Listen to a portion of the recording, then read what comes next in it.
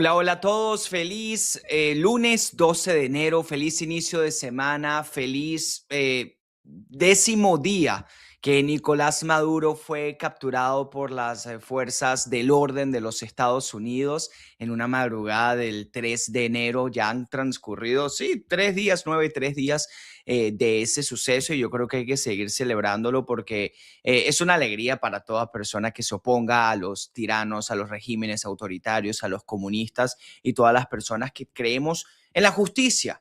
Justicia que obviamente no se ha pagado en su totalidad. Nicolás Maduro está en un juicio con todas las comodidades de un país libre y de instituciones, y así también el régimen sigue en Venezuela. Y es un régimen que sigue en Venezuela oprimiendo, silenciando, encarcelando, torturando, y es un régimen que va a hacer todo lo posible para intentar sobrevivir, un régimen que va a intentar hacer todo lo posible para ganar tiempo, y de eso vamos a estar hablando más adelante. Pero antes de que se me olvide, porque uno empieza a hablar de los temas que son además tan importantes, tan interesantes, que se me puede pasar, así que empiezo desde ya a dar gracias a nuestro sponsor, específicamente a The One Coffee, porque el programa de hoy, como cada semana, llega a ustedes gracias a The One Coffee, sabor sin igual, directamente desde las tierras altas de Guatemala. The One Coffee, disfrútalo con propósito, ya disponible en Voz Mercado, y además recuerda que Maduro no puede tomar The One Coffee en la cárcel, así que tú disfrútalo mientras consumes contenido de calidad, mientras consumes contenido de Voz Media, en donde hemos comentado durante todo el año pasado, la administración Trump, lo que era ese aumento de presión militar de la administración de Donald Trump en contra del régimen de Nicolás Maduro, y en donde además se escuchan todo tipo de opiniones, pero hay un consenso de alegría con lo que ha sucedido, dado que Maduro era un criminal y aquí no hay medias tintas. Así que bueno, ha sido una semana sumamente movida en el tema venezolano, obviamente también en Estados Unidos han existido protestas, estuve en una de ellas y le voy a hablar de eso más adelante, así que no se desconecten. Los demócratas obviamente han intentado avanzar trabas a nivel legislativa para frenar acciones o posibles acciones futuras de Donald Trump. Y a su vez Donald Trump, se ha expresado en reiteradas ocasiones con respecto al tema Venezuela, con respecto al tema Cuba, y también vamos a estar tocando eso el día de hoy, e incluso tuvo unas reuniones interesantes en Washington, D.C. Y voy a empezar justamente con eso. Donald Trump convocó a las empresas y a los representantes de las empresas, a los empresarios más importantes de las corporaciones petroleras, y los convocó en Washington, D.C., en Estados Unidos, para hablar, y principalmente también para invitarlos a invertir en Venezuela. Venezuela, que tiene las reservas de petróleo más grandes del mundo, pero que por más de 2 décadas ha impuesto trabas, obviamente, a la inversión, sobre todo a la inversión estadounidense. Hay empresas que han perdido muchísimo dinero en Venezuela, sin ir muy lejos, ExxonMobil perdió 12.000 millones de dólares por las expropiaciones, por las nacionalizaciones, por falta de pagos, por ataques y un sinnúmero de incidentes terribles que no debería suceder, obviamente, en la Venezuela libre. La estrategia de la administración de Donald Trump es clara, y lo ha mencionado Marco Rubio, y responde a una estructura. Es primero y principal lograr una especie de estabilización en Venezuela, social, política, económica, una recuperación, ¿no? Que esto vendría obviamente con la inversión, con un aumento también incluso del poder adquisitivo de los venezolanos en la mayor medida posible, y después una transición política. Orden que no ha alegrado a muchos, dado que a todos nos gustaría tener una elección libre y pacífica en Venezuela, pero no se pueden tener elecciones libres y pacíficas en Venezuela cuando las instituciones siguen tomadas por el régimen, cuando los colectivos están en las calles de Caracas oprimiendo y acosando a cualquier venezolano que se encuentre por allí, que esté caminando, literalmente detienen a los venezolanos, les preguntan o mejor dicho, les quitan el teléfono celular, les revisan las redes sociales, y si tienen algún tipo de publicación en contra del régimen de Nicolás Maduro o algún tipo de publicación en celebración de la captura de este narcotraficante, pueden ser encarcelados, y con la encarcelación ustedes ya saben lo que viene. Eso es lo que está viviendo Venezuela. No se pueden tener elecciones libres bajo este contexto. María Corina Machado no puede entrar en Venezuela bajo este contexto. Creer lo contrario es vivir en un mundo de fantasía donde lo ideal se impone por encima de lo pragmático, de lo realista. Y aquí obviamente hay que hablar de lo realista, sobre todo cuando quien está encaminando esta transición política parte principalmente de Donald Trump, de su administración, de Washington, D.C., quien se caracteriza por ser una persona justamente eso, pragmática. No van a ser, esto no está sucediendo, no va a suceder necesariamente bajo los términos ideales, sino que se está trabajando para que se construya sobre los términos o los elementos más posibles, más factibles. Pero obviamente esto es un trabajo duro. Y justamente quiero irme a un clip de Donald Trump, quien en medio de estos empresarios estadounidenses, de corporaciones petroleras, energéticas, les hablaba y hablaba con el respecto al tema Venezuela y también al régimen, a la tiranía, como se le ha denominado esa autoridad interina. Yo lo sigo llamando lo que son, régimen, tiranía. Donald Trump se refirió a ellos y sobre Venezuela. Así que vamos a escuchar. Y nos estamos llevando también con las personas que están involucradas y que representan a Venezuela, que no creo que vayamos a tener ningún tipo de problema.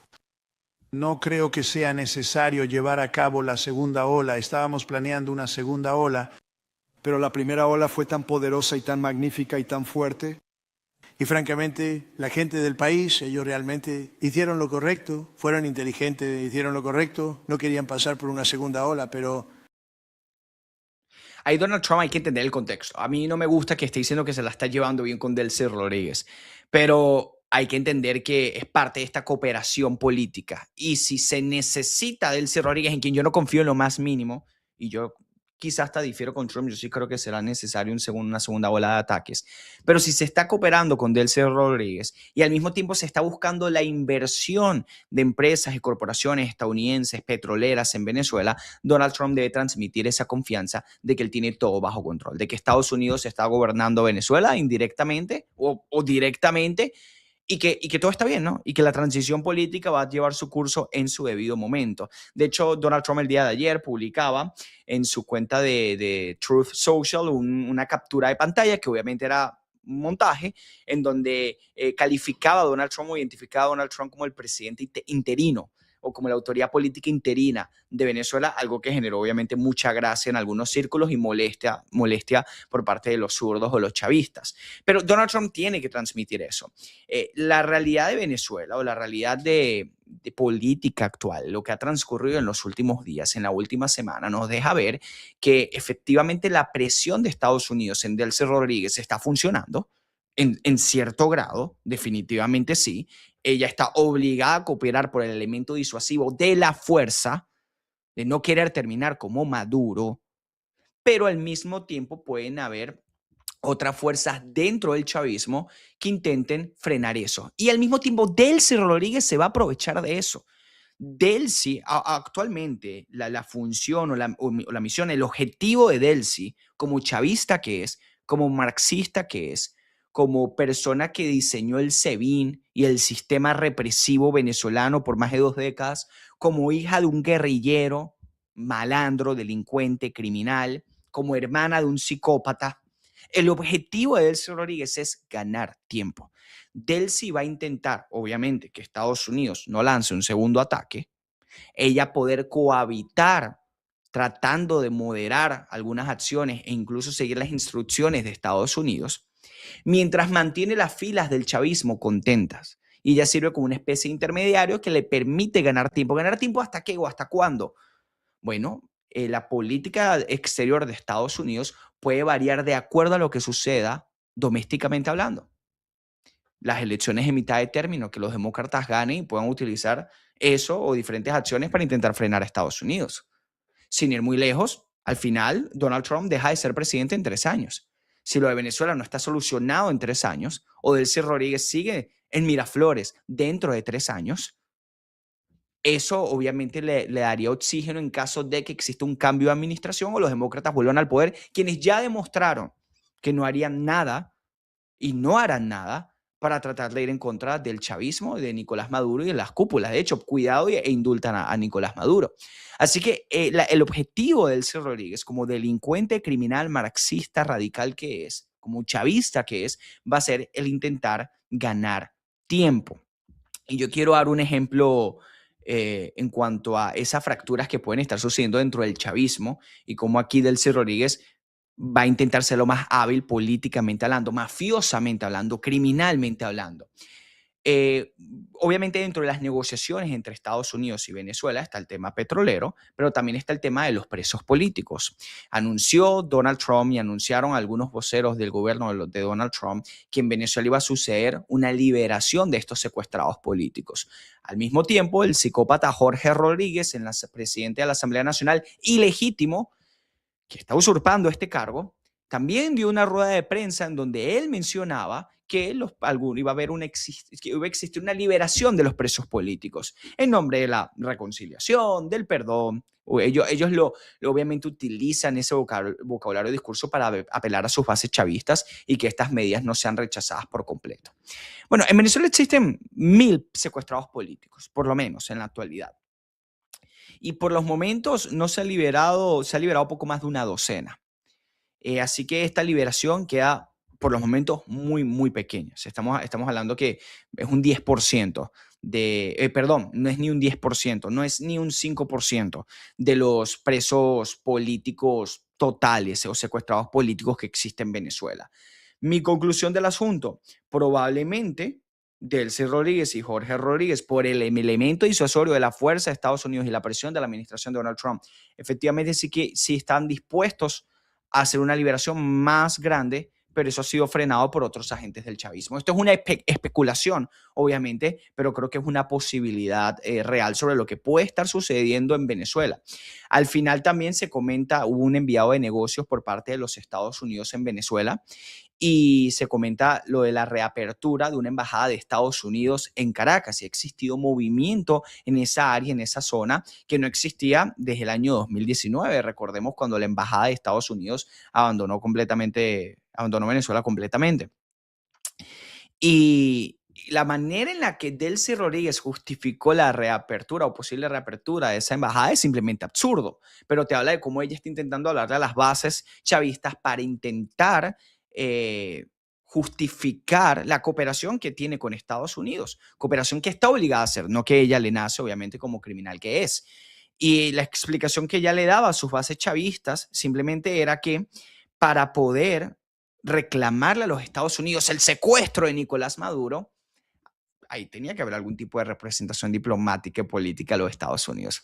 Algo que obviamente no tiene el más mínimo sentido, no resiste el más mínimo análisis. Pero lo que sí puede existir en el chavismo es algún tipo de fractura política entre aquellos que están obligados a cooperar y están dispuestos a cooperar medianamente para ver cuánto tiempo y oxígeno ganan, como puede ser el caso de los Rodríguez, quien, repito, no confío en ellos, son unos criminales, y Diosdado Cabello, quien posiblemente tiene una posición incluso más radical. Pero justamente en cuanto a los presos políticos, porque mientras yo les estoy hablando en Venezuela hay una inmensa cantidad de presos políticos, más de 1.000, secuestrados políticos, no presos, secuestrados, quienes son torturados, están sometidos a aislamiento, muchos o demasiados, ¿no? Mueren bajo custodia de estas autoridades criminales. Sus familiares no tienen acceso a ellos, no tienen medicamentos, no tienen alimentos, no tienen atención médica. Esto está sucediendo todavía mientras estamos hablando. Sí, Maduro está en una prisión en Nueva York, en el distrito sur de Nueva York, y a mí me genera de muchísima alegría y placer saber eso, pero también asimismo hay una inmensa cantidad de secuestrados políticos en Venezuela y la dictadura sigue allí. Así que vamos a ver este video o esta gráfica, perdón, esta foto de justamente la cantidad de secuestrados políticos que hay. Al momento de publicar esto, o al momento de que el periodista Alfredo Romero publicara esta imagen, solamente se habían liberado 17, es decir, poco más de una docena, y seguían más de 803 presos políticos. Por cierto, y esto hay que decirlo, al final no sabemos el número exacto de los secuestrados políticos, dado que es algo incluso difícil de medir bajo la represión que existe en Venezuela y el totalitarismo. Es decir, hay muchas madres que han hablado y han dicho, mi hijo fue a protestar y no lo he vuelto a ver. Es decir, hay muchos incluso desaparecidos. Hay personas que fueron detenidas por razones políticas y que los familiares no han tenido acceso a ellos desde hace 1 año, 2 años, 3 años. Es decir, no se sabe realmente dónde están, no se saben si están vivos. A algunos de ellos se les transfiere a otras cárceles y los familiares ni siquiera lo saben o ni siquiera se enteran. Esa es la realidad que vive Venezuela. Y esto es importante hablarlo y mencionarlo porque esto va a ser una transición política que no es sencilla, que no es fácil y que no lo está haciendo. ¿No? Yo tengo ya algunas personas que me han escrito con algo de pesimismo y yo entiendo ese pesimismo. Pero aquí hay dos cosas muy claras. Primero, qué bueno y qué alegría ha de causar que Nicolás Maduro esté en la cárcel. Eso por sí solo no es suficiente para compensar todo el daño. De hecho, nunca habrá algo que sea lo suficientemente fuerte, sólido, grande para que compense estos años de dolor, porque los muertos no se devuelven, los secuestrados no van a recuperar sus años, las familias separadas no todas se van a unificar. Esto es una realidad. Chávez se fue y no pagó por sus crímenes, pero que Maduro esté en una prisión y que vaya a pasar ahí, esperemos, el resto de su vida, eso es un alivio. Y al mismo tiempo, aunque el régimen sigue allí, aunque la opresión, la represión, el autoritarismo sigue en Caracas, sigue en Venezuela, los colectivos siguen armados y van en contra de los estudiantes, yo sí estoy 100% seguro de que el régimen nunca había estado así de débil. Y si hay razones o momentos para ser optimista, definitivamente es ahora. Pero en todo este tema, y ustedes saben que me gusta hablar obviamente mucho de la política donde vivo, de Estados Unidos, no solo porque es donde vivo, es un tema que también en nuestra gran parte de nuestra audiencia vive y tiene que lidiar con la política de Estados Unidos todos los días, sino porque fíjense, al final fue los Estados Unidos quienes capturaron a Maduro y quienes están liderando esta transición política en Venezuela. Los venezolanos no pudieron solo, esa es la realidad. Lo intentaron, sí, lo intentamos definitivamente de todas las maneras posibles, pero no pudimos solo, no pudieron solo, no pueden solos. Así que la política de Estados Unidos es muy importante hablarla siempre cuando se toca el tema de Venezuela. Y por eso también hacer la distinción, la comparación, el contraste entre la administración de Biden y la administración de Trump, entre los demócratas y los republicanos, porque esa diferencia que hay que marcarla no pudiese ser más grande. Y por eso, para amargarnos un poco, yo les voy a mostrar un video de una entrevista de Juan González. Juan González, recordemos, fue durante la administración Biden ese estratega de origen colombiano, por cierto, que iba a estar a cargo de las negociaciones entre Estados Unidos y Venezuela. Es decir, fue Juan González el que estuvo fuertemente involucrado en la liberación de los narcosobrinos, en la liberación del mayor testaferro de la dictadura, Alex Saab. Fue Juan González, el que apostó por una agenda fracasada, fallida, que le brindó muchísimo oxígeno a Nicolás Maduro. Pero igual lo invitan a estos medios progresistas a opinar del tema Venezuela, como que si él hubiese tenido mucho éxito, ¿no? Así que vamos a escuchar lo que tuvo que decir Juan González. ¿Cuál es el objetivo principal del petróleo aquí, en tu opinión? Sí, claro. Quiero decir, también diría, y creo que sumándome a lo que dijo Francisco, hay un escenario muy real donde la administración Trump lo consigue, donde dentro de 1 año hay estabilidad en el país, seguridad económica, tienes la invitación de compañías petroleras estadounidenses para desarrollar las reservas de Venezuela. La preocupación aquí en el lado de la democracia es que a fin de año Trump podría olvidar la cuestión de elecciones libres y justas. Y creo que la idea es que la intervención militar realmente trae estabilidad a corto plazo, pero a largo plazo rara vez funciona. Y aquí es donde Estados Unidos suele tropezar. O pueden tener elecciones donde, sabes, Dulce Rodríguez es realmente competitiva contra el miembro de la oposición. Y creo que hay un área donde esta administración necesita seguir enfocándose en derechos y libertades para tener un resultado sostenible. Pero la teoría del caso aquí es que van a traer compañías de petróleo y gas para desarrollar el mercado petrolero. Creo que los desafíos son que esto es algo que no verá frutos hasta quizás cuando Donald Trump deje el cargo. Ahora mismo hay financieros que estarán planeando viajes en marzo para intentar buscar oportunidades de inversión. Pero no es solo petróleo y gas, también tienes... Venezuela tiene las mayores reservas de oro de toda América Latina. No se ha hecho un estudio formal, pero se estiman importantes reservas de minerales de tierras raras. Y creo que quien maneje la economía realmente maneja la transición en este país. Y la pregunta es, de nuevo, ¿se centrará Estados Unidos en una transición democrática? Como sabemos, en julio de 2024, Edmundo González ganó las elecciones, pero no se le permitió asumir el cargo. Número 2, esto realmente será sobre el beneficio para Estados Unidos. Y creo que ese equilibrio será muy difícil de encontrar y potencialmente asegurar si Dulce Rodríguez puede gobernar o si otros llenan el vacío. ¿Y cuándo a ti te ha preocupado la transición política en Venezuela y cuándo te ha preocupado la libertad o la democracia. Mira, si esto fuese un simple analista, demócrata, progresista, que se equivocó en el pasado, igual genera frustración. Y de eso también voy a hablar un poco más adelante. Y molestia, ¿no? Primero porque avanzaron una agenda, un partido político y apoyaron unos candidatos que fueron un retroceso para la libertad de la región, ¿no? Cuando ellos pretendían y vendían un discurso que era totalmente distinto, totalmente diferente. Pero Juan González fue gobierno. Juan González estuvo en Washington, D.C. A Juan González se le pagó un salario, los contribuyentes se le pagaron un salario para que intentara encontrar soluciones, obviamente teniendo a Estados Unidos como prioridad, porque él es el gobierno de los Estados Unidos, y eso hay que tenerlo muy, muy en claro, pero que él realizó acciones que iban en contraposición con la libertad de Venezuela, definitivamente, y además perjudicaron a los Estados Unidos y a su política exterior. Ese hombre que estaba ahí hablando en CNN cuestionando a la administración Trump y diciendo, me pregunto si la prioridad será la libertad de Venezuela. Hay un problema, ¿no?, con la transición política. Están interesados únicamente en el petróleo y en la economía. Señor caballero comunista, usted, le hablo con respeto que no se merece. Usted fue gobierno. Usted tuvo la oportunidad de avanzar una agenda y la avanzó. ¿Y cuál fue esa agenda? Bueno, mira, el contraste hay que ponerlo sobre la mesa y recordárselo a todos los demócratas, especialmente a los demócratas hispanos, quienes dicen ser tu aliado y tu amigo y estar ahí contigo y estar en contra de los dictadores. Mientras Donald Trump neutralizaba narcotraficantes en el Mar Caribe, poniendo a Estados Unidos primero, Juan González liberaba a narcotraficantes, los sobrinos de Cilia Flores, no cualquier narcotraficante, ¿no? Liberó a los narcosobrinos de Cilia Flores. Mientras Donald Trump ponía mano dura a los chavistas, tanto en discurso como militarmente, Juan González y la administración Biden, los demócratas, liberaron a Alex Saab, el mayor testaferro. ¿Y qué ganaron a cambio? Nada. Me van a hablar de los americanos que fueron liberados en esas negociaciones. Donald Trump también liberó a los americanos sin dar nada a cambio. Y fue criticado. Y yo vi esas negociaciones con escepticismo, aunque entendía la prioridad de un país de proteger a sus ciudadanos. Pero lo vi con escepticismo. Pero Donald Trump no dio nada a cambio. De hecho, hace un año estaba liberando a todos los estadounidenses que estaban en Venezuela. Y un año después estaba capturando a Nicolás Maduro sin que un solo americano falleciera.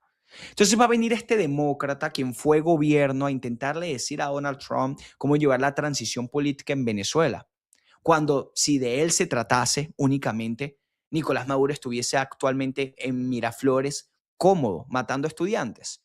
Bueno, los estudiantes siguen siendo perseguidos, eso es una realidad, pero creo que también es una realidad y es válido decir que el régimen está débil.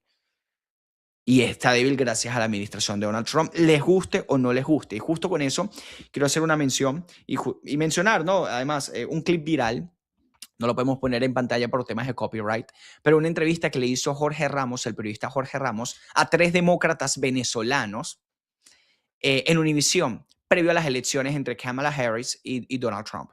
Y en esa entrevista los venezolanos decían, especialmente una señora que se llama Ade Ferro, y ustedes ya la conocen, quien se vende como, no, la luchadora por los venezolanos. En esa entrevista ella decía que si ganaba Donald Trump, Maduro iba a celebrar, iba a estar más cómodo, porque Donald Trump era amigo de Putin y porque a Donald Trump le gustaban los dictadores.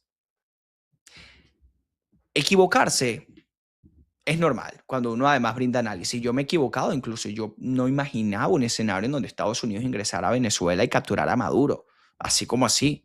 No lo imaginaba. Pensé que podían haber ataques, bombardeos quirúrgicos, sí.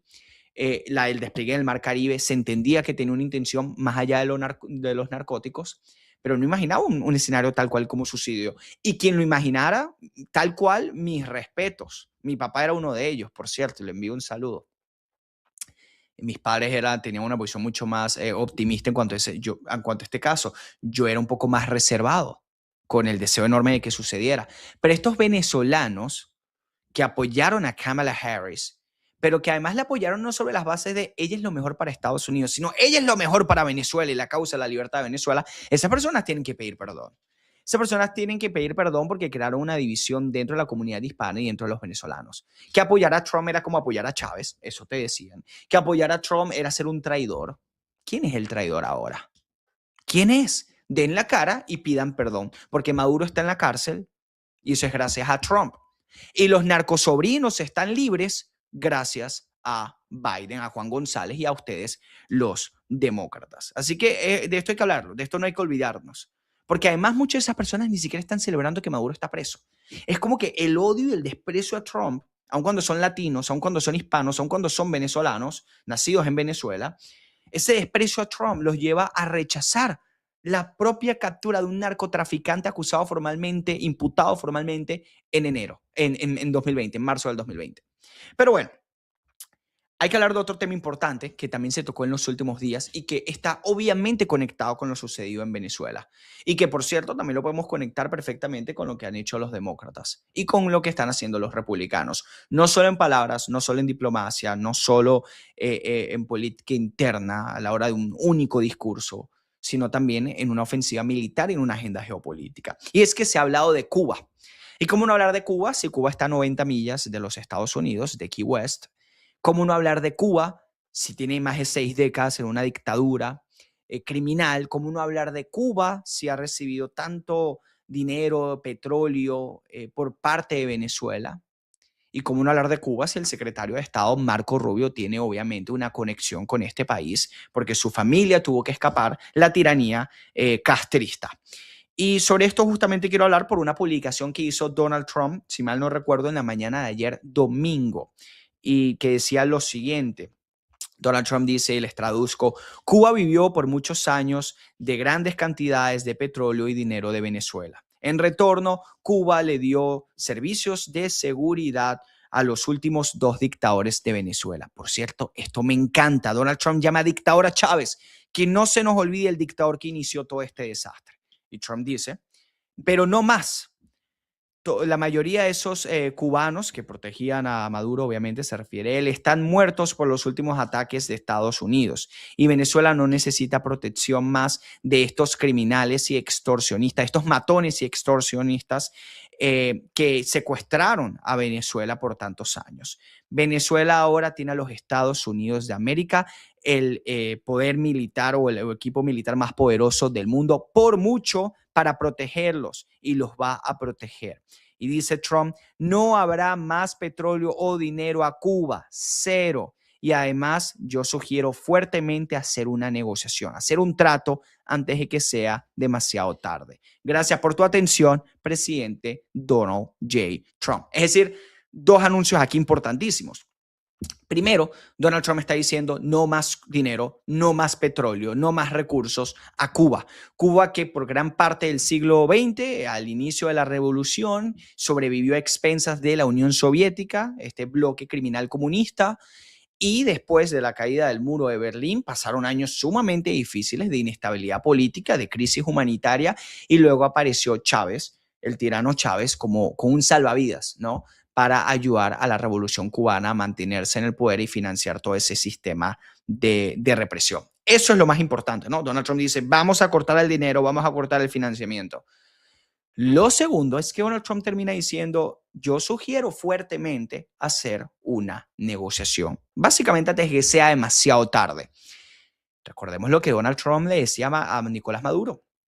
Era exactamente lo mismo. Haz una negociación antes de que sea demasiado tarde. Puede ser por las buenas o será por las malas. Y de hecho yo recuerdo que Trump en una oportunidad dijo, si Maduro decide ser fuerte, ser duro, eso será lo último que haga. Y efectivamente así fue. Hay una agenda geopolítica por parte de los Estados Unidos inspirada en la doctrina Monroe. Recordemos Monroe, James Monroe, 5º presidente de los Estados Unidos, que en un contexto donde algunos países, ¿no?, potencias europeas intentaban colonizar o intervenir o adquirir tierras en las Américas, territorio en las Américas, Estados Unidos tenía esa agenda de no, yo no voy a permitir esto, este es mi hemisferio, yo lo controlo, este hemisferio es mío y tú encárgate de tu hemisferio y tú encárgate de tu territorio. Actualmente estamos viendo algo similar, no por potencias europeas que quieran adquirir territorio en Latinoamérica, porque de hecho países europeos que sean potencia militar hay pocos definitivamente, pero sí porque Estados Unidos ha entendido esos ejes del mal que quiere imponer control, dominio estratégico, económico sobre la región de Estados Unidos para así estar más cerca y desestabilizar con mayor eficacia. Entre estos países obviamente está China, el principal enemigo de los Estados Unidos, está Irán y, bueno, un país que sí se ubica en el continente europeo, pero que obviamente cuando uno habla de Europa no piensa en él, que es Rusia. Así que aquí Donald Trump está aplicando la doctrina Monroe y si se va a aplicar la doctrina Monroe, un país que está, una isla que está a 90 millas de los Estados Unidos, definitivamente juega un papel y un factor crucial. Imagínense ustedes el impacto que tendría que exista algún tipo de cambio político en Cuba. Me causaría mucha alegría a nivel personal por la conexión que obviamente cualquier amante de la libertad siente con Cuba, dado que ha sido un país esclavizado de manera nefasta, de manera terrible, pero incluso también sería una gran victoria para los Estados Unidos tener un aliado occidental tan cerca. Y sobre esto también habló Marco Rubio. Obviamente, ¿cómo no va a hablar Marco Rubio? Una persona que ha centrado su carrera política tanto en el estado de la Florida, en el Senado, como ahora el secretario de Estado en la lucha contra el comunismo cubano. Vamos a ver lo que dijo Marco Rubio. Bueno, el problema fundamental en Cuba es que está dirigida por gente incompetente que no sabe cómo es una economía y mucho menos una que funcione. Han tomado una decisión y es que prefieren tener control político sobre la gente que tener una economía que funcione. Y se han salido con la suya por 60 y tantos años porque han tenido donantes la Unión Soviética y ahora más recientemente Venezuela, pero eso ya se acabó. Pero eso ya se acabó, es decir, Marco Rubio replica y confirma lo que Donald Trump ha dicho. Nada de petróleo, nada de dinero para Venezuela, para Cuba, desde Venezuela. También es importante decir que la tiranía venezolana, a cargo de Delcy Rodríguez, ha lanzado un comunicado diciendo que no, que sus negocios y sus tratos con Cuba continúan. Así que hay que ver qué sucede realmente. Pero definitivamente esto habla de la intención de la administración Trump en también intentar debilitar a Cuba. Y si el ejército estadounidense con 150 aeronaves y con tal facilidad pudo ingresar a Venezuela, neutralizar a 32 agentes cubanos, a otros venezolanos, capturar a Maduro sin que ningún soldado americano muriera, neutralizando ese radar y todo ese sistema antiaéreo venezolano, proveído obviamente por Rusia y por China. Si Estados Unidos fue capaz de hacer eso con tal facilidad, Cuba sería incluso más sencillo, muchísimo, muchísimo, muchísimo más fácil. No digo que vaya a suceder, pero si Donald Trump así lo quisiera, lo haría con muchísima facilidad. Pero ahí Marco Rubio habla, ¿no? Ahí la estrategia es clara. Si mediante la presión se está intentando controlar Venezuela con aquellos que aún usurpan un poder de manera ilegítima, una de esas prioridades es controlar los ingresos de Venezuela. Y dentro de controlar los ingresos de Venezuela está nada de dinero para Cuba, nada de dinero para una tiranía castrista que ha colaborado obviamente también para la opresión de los venezolanos y que continúa oprimiendo al pueblo cubano. Y también obviamente Trump con su estilo se refirió a Marco Rubio y con el tema Cuba. Y dice, es probable que Marco Rubio, y lo tengo en una imagen de una portada del New York Post, es probable que Marco Rubio tenga un nuevo trabajo pronto, presidente de Cuba. Obviamente esto de una manera de chiste, una manera jocosa, un poco de humor que siempre está presente por parte del presidente de los Estados Unidos, Donald Trump. Pero además, este chiste cobra más sentido no solo porque Marco Rubio sea cubano, sino por la cantidad de responsabilidades y trabajos y cargos que ha tenido Marco Rubio en este primer año de su administración. Recuerden que él es nominado y confirmado como secretario de Estado, pero una vez él ha ejercido este cargo, también se le fue asignado, se le fue asignado asesor de seguridad nacional, convirtiéndose así en el primer secretario de Estado desde Kissinger, uno de los secretarios de Estado más importantes en la historia de Estados Unidos, en ocupar los dos cargos al mismo tiempo. Pero además también le han asignado otros dos cargos, uno de ellos relacionado a Doge, relacionado a USAID, las ayudas del gobierno estadounidense a causas internacionales. Y Marco Rubio también ha estado pendiente de esa posición, así que siempre se hacen chistes y comentarios dentro de la propia administración y el universo conservador sobre la cantidad de trabajos que tiene Marco Rubio. Así que Donald Trump dice, mira, quizá tengas un trabajo muy pronto, un nuevo trabajo muy pronto y sea presidente de Cuba. Algo que, bueno, obviamente genera algo de risa Y ojalá sea así. Digo, no que Marco Rubio sea presidente de Cuba en un sentido estricto y literal, sabemos que es imposible, pero sí que pueda existir libertad pronto en la isla cubana. Pero obviamente estas declaraciones no han pasado desapercibidas y el régimen castrista también ha intentado responder. Así que vamos a ver este video de Cuba intentando mostrar su poder militar, ¿no? Tras estas declaraciones de Estados Unidos. Van a participar varias brigadas de producción y defensa y luego de la dirección de la zona de defensa.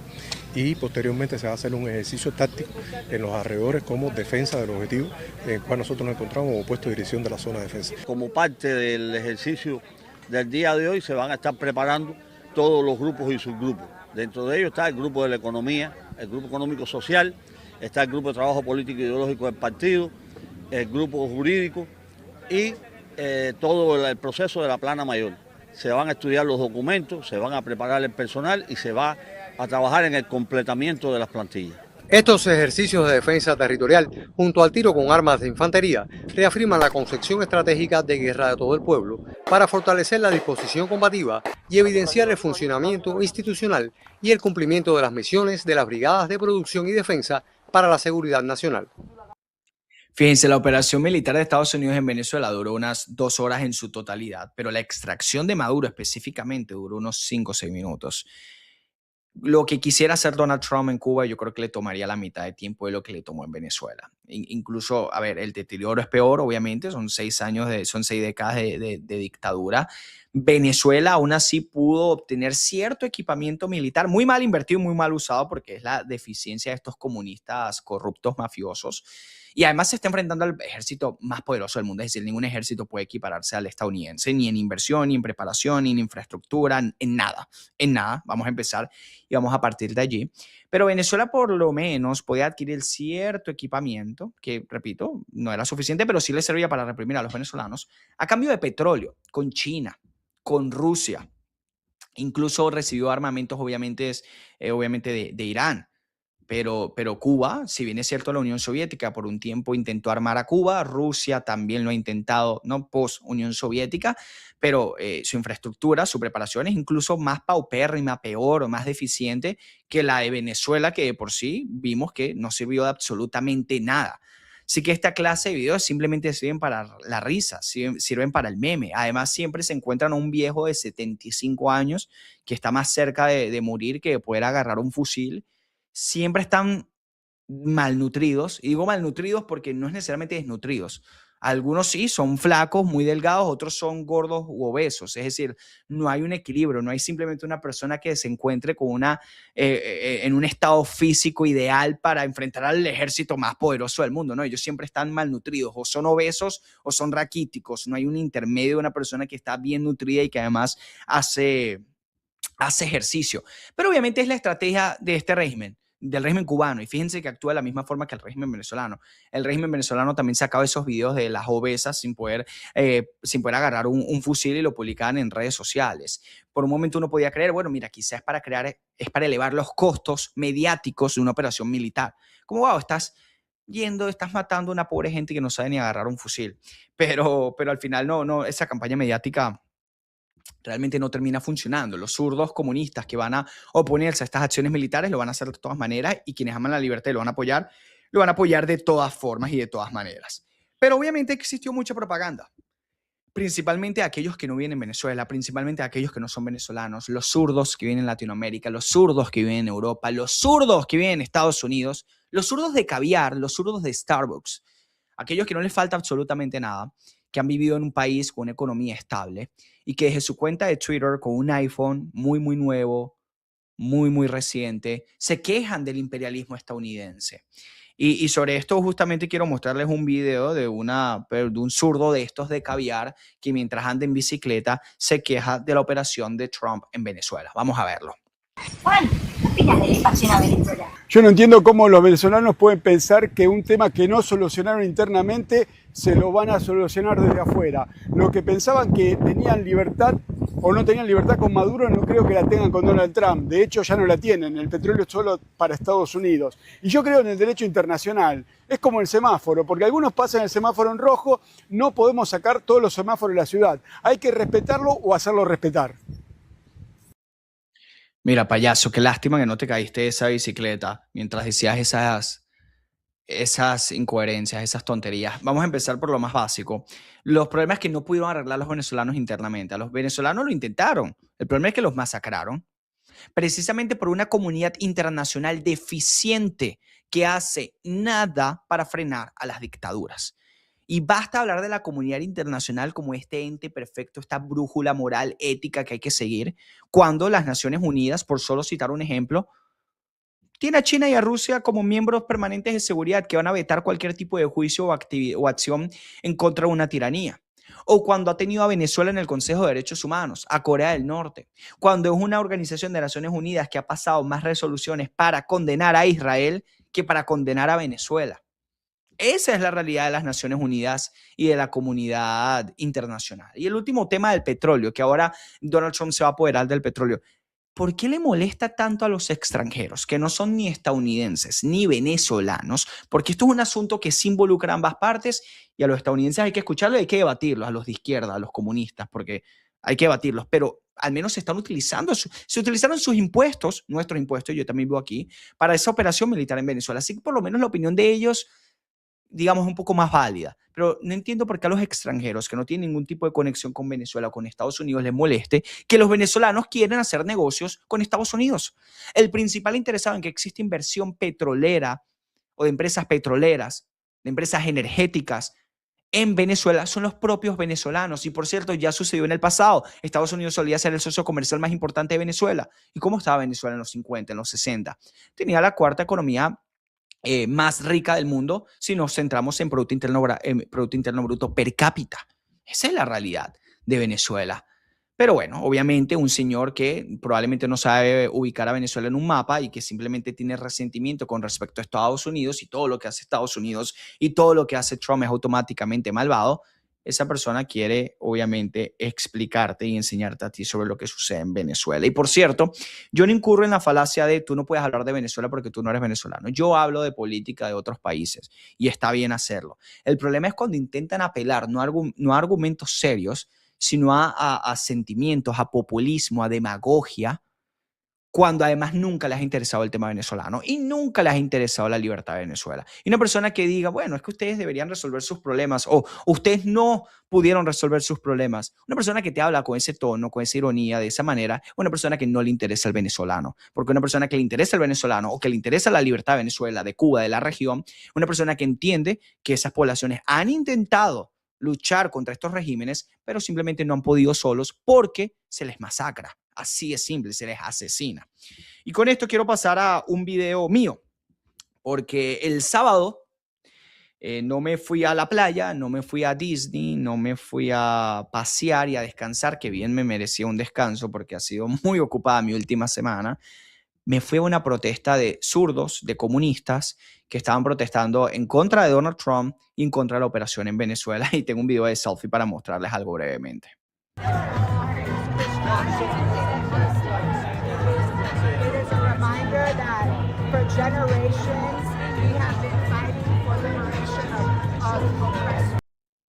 Miren, yo les voy a decir algo. Esa protesta a mí, wow, creo que hasta me enfermó un poco del estómago, y esto no lo digo en chiste, y me ha hecho reflexionar un poco sobre la izquierda radical. Uno los conoce, uno los sabe, uno consume su contenido, quienes vivimos de esto, uno los debate en redes sociales, uno conoce a un amigo, no amigo, porque yo no soy amigo de comunistas de esta talla, obviamente.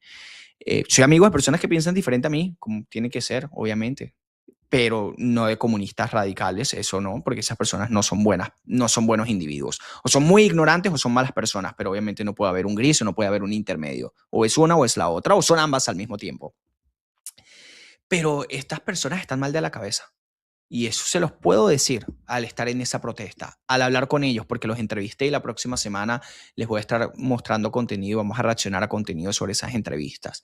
Estas personas están mal de la cabeza, estas personas están enfermas, llenas de resentimiento, pero definitivamente tienen graves problemas personales, problemas en sus familias.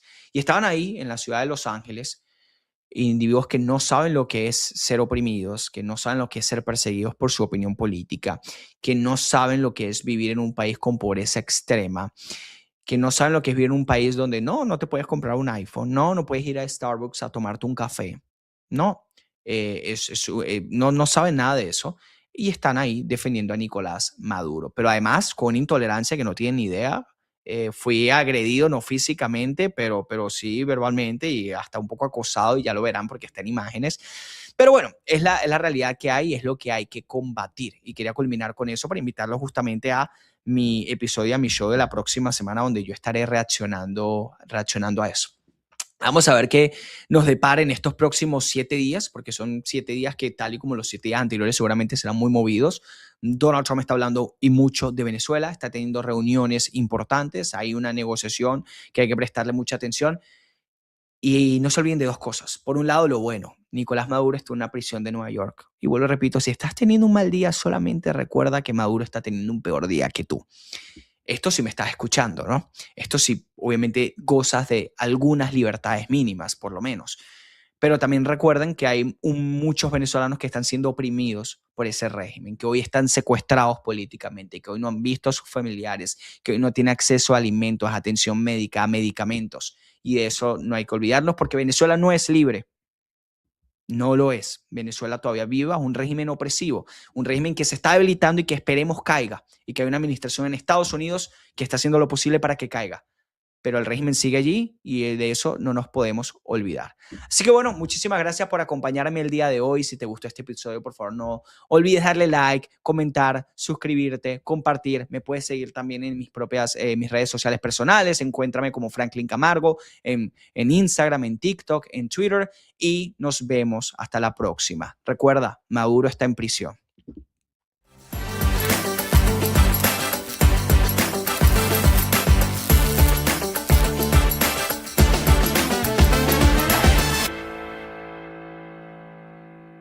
En cada